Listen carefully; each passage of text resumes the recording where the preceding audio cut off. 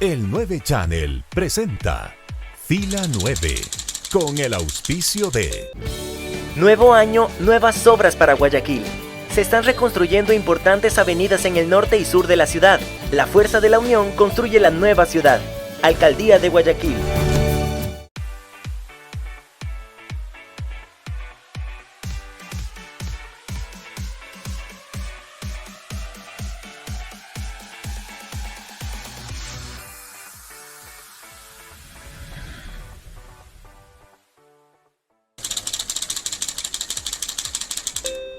Frustración el momento de ejercitarse, frustración al hacer el deporte, el manejo de las emociones en las canchas, en los escenarios deportivos.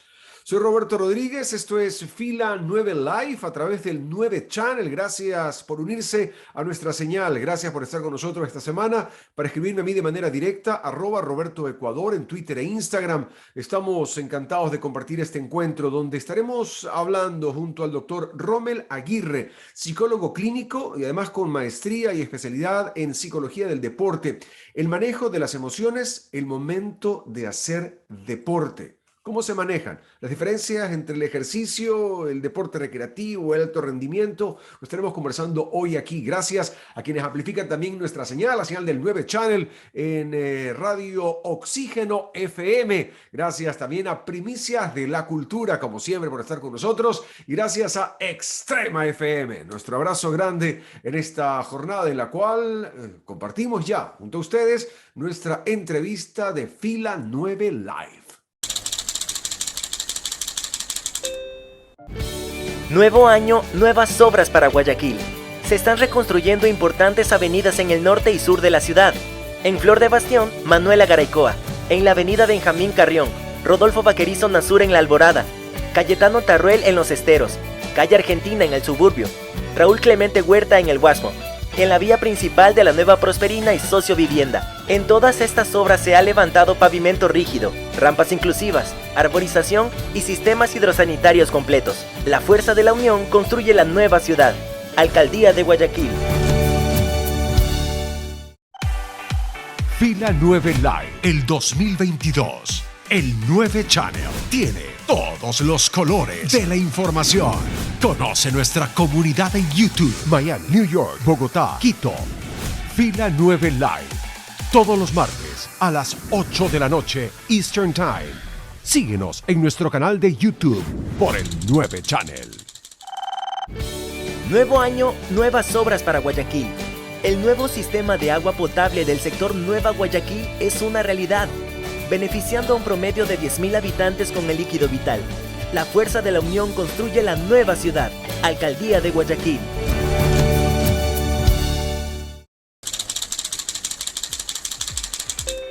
Estamos ya reunidos en nuestro espacio de entrevistas de esta semana con Rommel Aguirre. Él es psicólogo clínico con una maestría y especialidad en psicología del deporte. Hemos hablado mucho hoy, hoy me refiero en el último tiempo, de COVID, post-COVID, saliendo del COVID, en fin, de los manejos de la frustración. Y tenemos estos paradigmas, digamos, en la cabeza que dicen mente sana en cuerpo sano. Entonces, cuando uno se va al deporte, dicen, wow, es como estar en un spa, esta relajación total, es como estar en una piscina con burbujas, pero no medimos la frustración que genera el deporte para los deportistas. Mi querido Rommel, muchísimas gracias por atender nuestra invitación y de eso queremos hablar, esta frustración que se ve y solo para tocar este par de temas que los hablamos por micrófonos emblemáticos que han ocurrido a nivel mundial. Simone Biles, en el caso de la gimnasia olímpica en Estados Unidos, que dijo, estoy mentalmente no en buenas condiciones y no voy a participar. Lo que acaba de ocurrir ahora en Indian Wells, en California, donde Naomi Osaka, una tenista brillante, se enfrenta a una frustración salvaje cuando está en la cancha. Por nombrar un par de casos de los que me vienen a la cabeza ahora, pero esto es reciente, se vive siempre un poco. Vamos hablando del tema, mi estimado Rommel. Gracias. Gracias, Roberto. Encantado para conversar sobre este tema. Bueno, esto de el deporte tenemos que dividirlo en dos cosas, ¿no? Primero, conceptualizando que una cosa es actividad física. Actividad física y movimiento. Deporte es otra cosa, y hay gente que hace deporte recreativo y hay gente que hace deporte competitivo. Okay. El deporte competitivo, en su más alto expresión, es deporte de alto rendimiento. Y debemos mencionar que el deporte de alto rendimiento no es saludable. ¿Por qué no es saludable? Porque primero llevas a tu cuerpo al límite físico, al límite fisiológico, ¿verdad? Y también la carga de estrés, la carga de presión psicológica que existe alrededor es tremenda, ¿verdad? Por eso es que pocos son los que soportan esta rigurosidad de entrenamientos, de una carga de estímulos tremendas, y llegan al más alto pináculo del deporte. Por ahí un especialista, un entrenador decía que para ser deportista de alto rendimiento se tiene que tener dentro de su personalidad un toque masoquista para aguantar precisamente esas cargas tremendas de entrenamiento y de presión psicológica, ¿no? Y que de alguna manera el entrenador tiene que tener entre su personalidad algo de sádico, decía, porque llevar a los límites a los cuerpos es tremendo, ¿no? Entonces, mira, es una relación. Por eso decimos que el deporte de alto rendimiento es primero selectivo, no es para todos, ¿verdad? Y es selectivo precisamente por lo que acabamos de mencionar hace un momento. Hay deportes que son de iniciación temprana y de especialización temprana, estimado Roberto. La gimnasia es una de ellas, y el tenis de mesa es otra de ellas, ¿no es cierto? El ajedrez empieza desde muy jóvenes, el tenis empieza desde muy jóvenes. Y algunos de estos deportes, como la gimnasia, son de finalización temprana, es decir, las atletas de gimnasia a los 20, 24 años ya están en el fin de su carrera, ¿no? Y enfrentan una serie de cosas. Ahora, el término que tú utilizaste, frustración. ¿La frustración de dónde viene? La frustración viene de una necesidad no satisfecha. Cuando no satisfacemos una necesidad, estamos frustrados, ¿verdad? Y claro, con eso aparece ira, ¿verdad? Y la ira tiene varias formas de manifestarse. Una de esas formas de manifestarse es en actitudes agresivas para con otras personas, para con el entorno, para con animalitos o para con uno mismo, ¿verdad? Entonces, claro, hay personas que procesan la ira y al poco tiempo como una emoción que es, la emoción tiene que durar poco tiempo, son muy intensas, pero tienen que durar poco tiempo. Si duran más tiempo del normal, entonces ya se convierte en una posible patología. Entonces, la ira que dura demasiado tiempo le lleva a la persona que esté, digamos, por utilizar un término, en una situación de rumiación, es decir, repitiendo al interior de su mente estas ideas parasitarias que terminan haciéndole daño. Así que en el deporte estos fenómenos psicológicos no son de ahora, han existido de un sinfín. Hay mucha psicopatología del deporte. Solo por mencionar un caso, estimado Roberto. Maradona tristemente falleció, además de su problema que se conocía con el uso de sustancias, pero también Maradona se perdió en la fama y a esto se le conoce como el síndrome de Ubris o síndrome de Ibris, es decir, el síndrome de aquellos que fracasan triunfando, que no solamente se da en el deporte, ¿no? Y aquí en nuestro medio también hemos tenido deportistas que con excelentes condiciones se perdieron en la fama, tristemente, ¿no es cierto? Entonces también existe el síndrome de Ícaro, ¿no? Utilizando la mitología, es el síndrome de aquellas personas que suben como la espumita en el deporte por sus propias condiciones, ¿no? Son talentos. Y claro, como no hay una buena orientación y no hay un buen nivel de educación, que es un factor también que preocupa, la caída en picada es terrible y muchos, la gran mayoría de ellos, no logran recuperarse. También están las enfermedades vinculadas con el estrés, estimado Roberto. Por ahí está, por ejemplo, el burnout, ¿no? Mira la gimnasta que tú mencionaste hace un momento. ¿Te imaginas un niño desde los 4 años haciendo durante 15, 20 años todos los días lo mismo, en el mismo lugar y con la misma gente, como dice la canción? Terrible, ¿no es cierto? Entonces Claro, se quema. claro, lo que no es el deporte, pero es que te digo, esa percepción de que mente sana en cuerpo sano, del deporte, hacer deporte, siempre te lleva a tener una vida sana. Y en el caso del deporte del cual yo medianamente puedo hablar, que es el que practico, que es el tenis, y con el que he estado vinculado y lo he visto de cerca con el entorno familiar también, yo lo decía más en serio que en broma, debe ser uno de los deportes más aburridos de practicar porque es hacer lo mismo, lo mismo, lo mismo, lo mismo, lo mismo, lo mismo, lo mismo. Para entrenar es aburridísimo entrenar.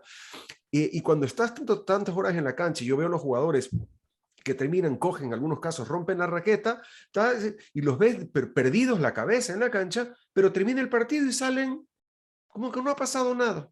Es decir, también logran llegar a un nivel de manejo de la frustración espectacular, que en un momento dado la calentura dura los 20 segundos y salen de la cancha caminando como que no ha pasado nada, a tomarse una limonada, ¿no? Y a conversar con la persona con la que estaban jugando al otro lado. Cosa que no ocurre en otros deportes, como en el fútbol, donde se pueden seguir echando patada 2 días más tarde, ¿no? Ahora, aquí hay una diferenciación, Roberto. ¿Cuál es la diferenciación? Es el hecho de que, por comparar los dos deportes que tú dijiste, ¿no? El nivel cultural, el nivel educativo de las personas que lo practican es diferente. Generalmente los tenistas pues vienen de un nivel socioeconómico medio hacia arriba. Y en el fútbol, más bien, la mayoría de futbolistas proceden de estratos socioeconómicos bajos, gente muy pobre a la que le ha costado forjarse. Ahora, lo que tú decías, un encuentro deportivo es como un laboratorio, ¿no? Donde el deportista está en la mitad de ese evento, pero tiene la presión propia, tiene la presión del entrenador, de la familia, auspiciantes, ¿verdad? Y el público. El público, si bien es cierto, tal vez paga una entrada para ir a espectar, pero piensa que los deportistas tienen la obligación de ganar para satisfacer la necesidad de recreación por la que fue, y no es así, ¿no es cierto? Entonces eso también está mal conceptualizado. Ahora, en el caso del tenis y el fútbol suceden cosas particulares, Roberto, porque por ejemplo en el tenis hay competencia por lo menos una al mes, ¿no? Los circuitos, los grandes circuitos, hay uno al mes, por ejemplo. El fútbol juegan todos los fines de semana, pero hay otros deportes que compiten una vez cada 3 meses, cada 5 meses. A veces se suspenden las competencias y entrenar un año y no competir es harto frustrante. El deporte olímpico, me parece a mí, te digo, es una cosa muy linda, muy bonita de ver, pero tienes que esperar 4 años y lo que tú estás diciendo, el nivel de frustración de una persona en un partido de fútbol, digamos, son 90 minutos, poco más, poco menos, donde tú tienes chance de que si te jalaste la una, puedes recuperar, tienes tiempo para recuperarte. En el caso de que estés haciendo gimnasia olímpica, te has preparado 4 años, llegas, te tropezaste, cometiste un error, gracias, tome asiento, lo veo en 4 años más. Es durísimo. Claro, por eso es que, Roberto, el entrenamiento deportivo tiene algunos elementos. La gente piensa que entrenamiento deportivo solamente es preparar el cuerpo en la parte física, y no es así. El entrenamiento deportivo tiene lo que son los componentes de la preparación física, la preparación técnica, la preparación táctica, la preparación teórica y la preparación psicológica. Es decir, se prepara al ser humano en su integridad, ¿no? Cuando hablamos del componente técnico-táctico, por ejemplo, estamos hablando de preparar la mente del deportista, la parte intelectiva, ¿no? Mira que Jefferson Pérez, cuando él empezó a entrenar con Enrique Peña, él mencionaba algo, dice que cuando Enrique Peña llegó, le dio un poco de libros de fisiología, de bioquímica, de psicología del deporte, de teoría y metodología del entrenamiento deportivo. Y claro, Jefferson Pérez dice, y yo no comprendía por qué. Cuando empecé a leer los libros, entendí qué es lo que Enrique quería hacer conmigo, dice. Es decir, esa era la parte de la preparación psicológica, ¿no es cierto? De la preparación, perdón, técnico, táctica, psicológica y teórica.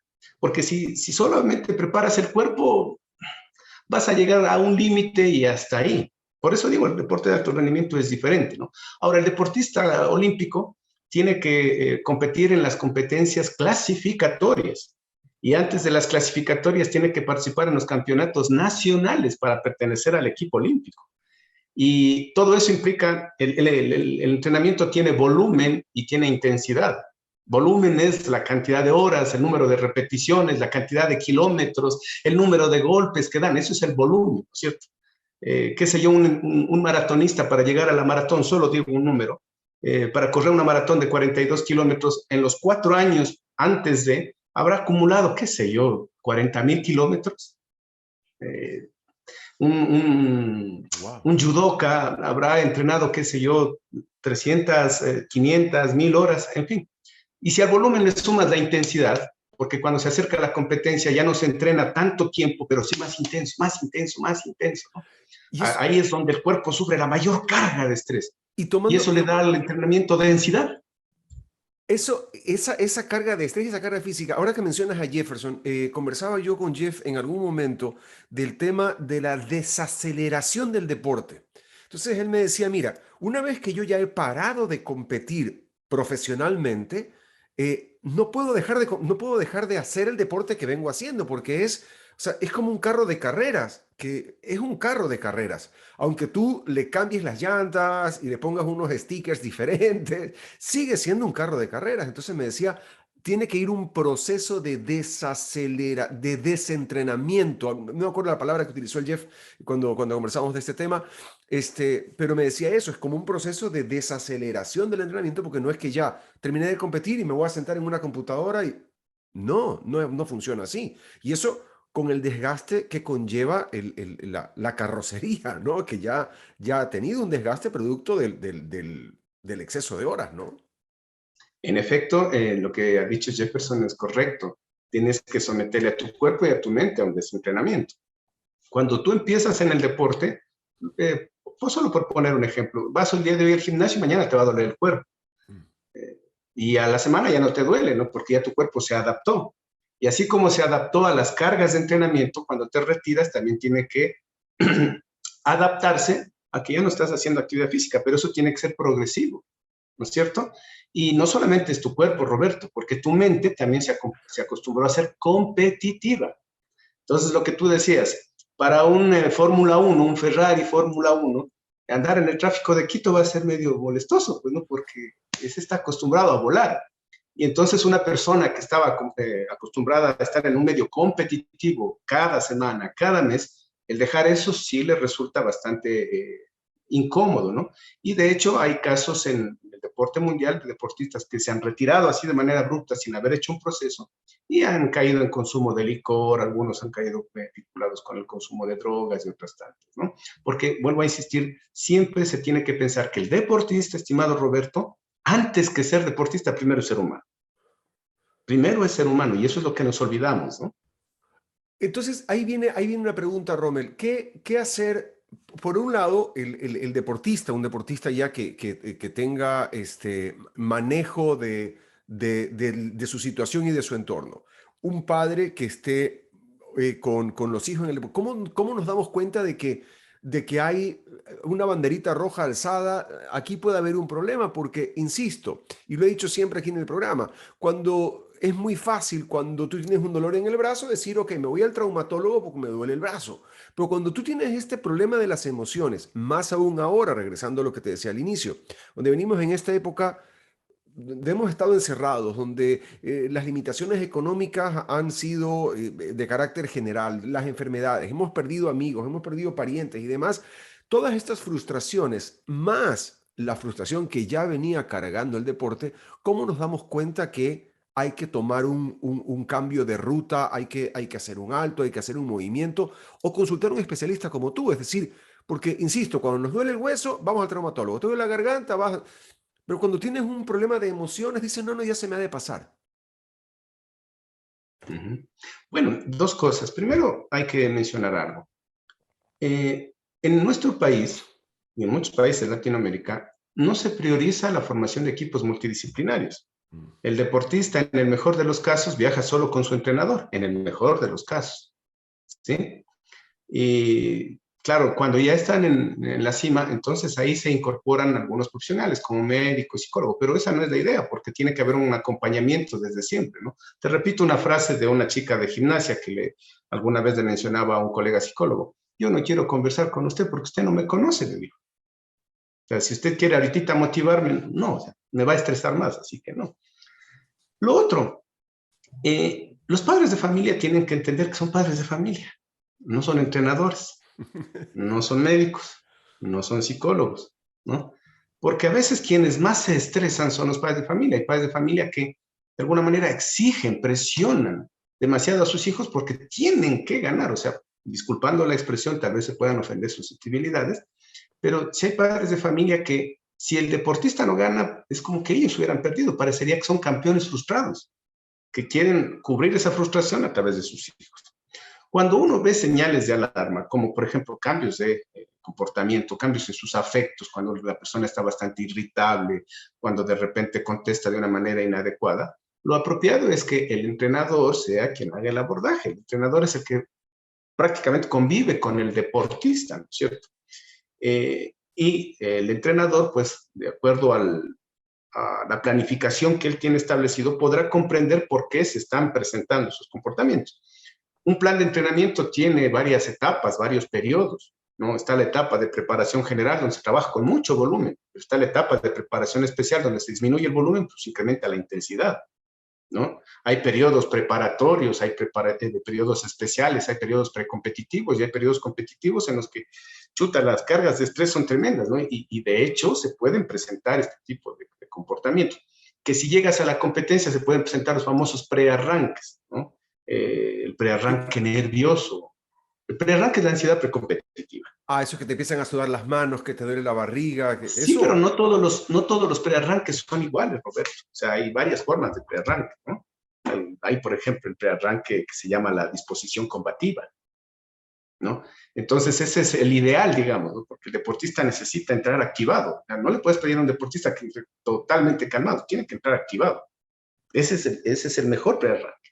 Después está la fiebre de partida, donde está ansioso, donde hay desconcentración, donde el deportista, pues, como tú decías, le suda las manos. Y te ahogas, y corres 2 pasos y estás ahogado. Sí, y hasta puede caer en crisis de pánico, ¿no? Si no, yo no compito, se acabó. El otro es el estado de apatía. O sea, no le interesa, no quiere competir. No, lo que tú decías de la gimnasta, no quiero. No.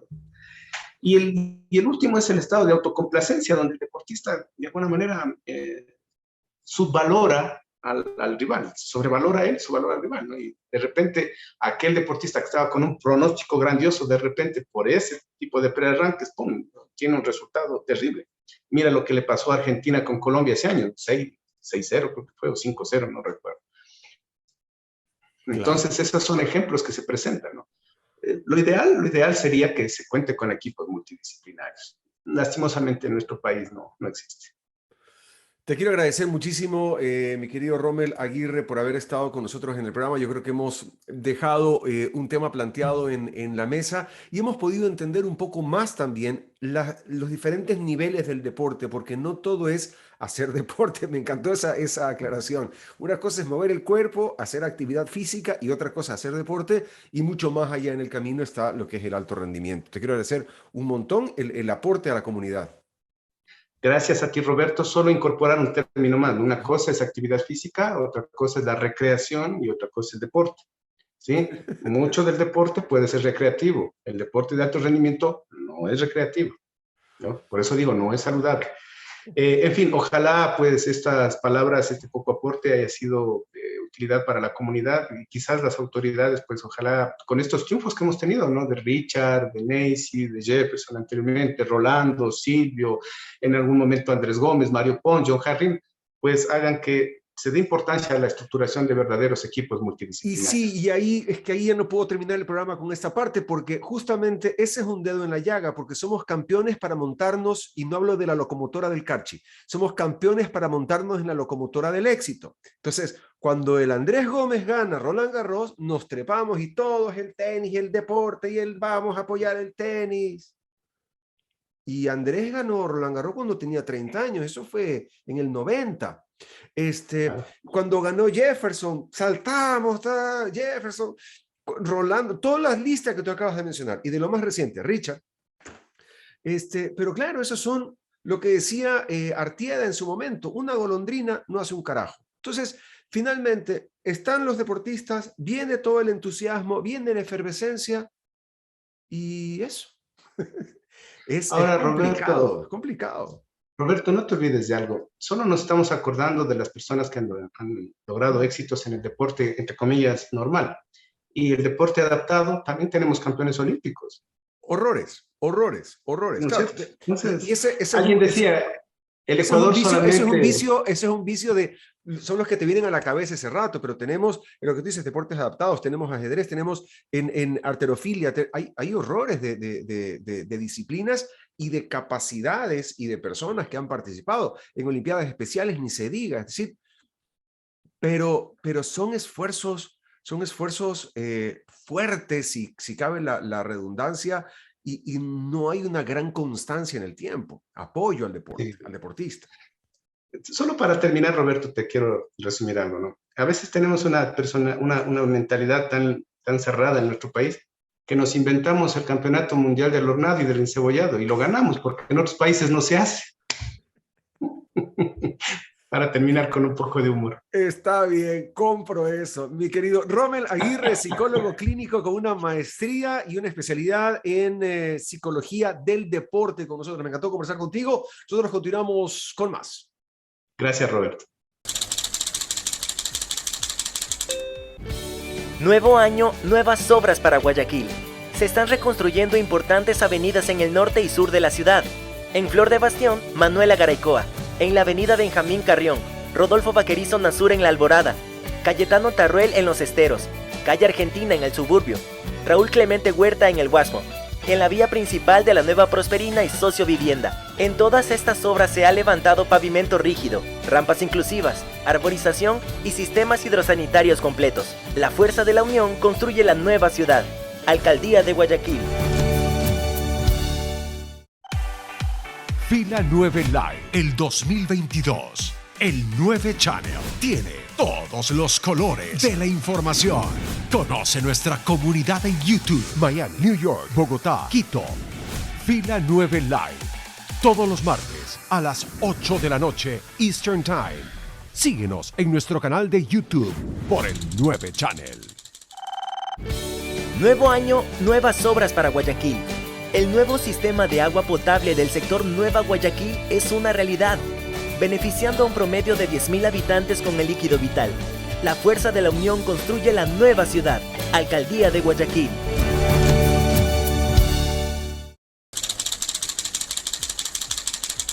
El 9 Channel presentó Fila 9 con el auspicio de... Nuevo año, nuevas obras para Guayaquil. Se están reconstruyendo importantes avenidas en el norte y sur de la ciudad. La fuerza de la unión construye la nueva ciudad. Alcaldía de Guayaquil.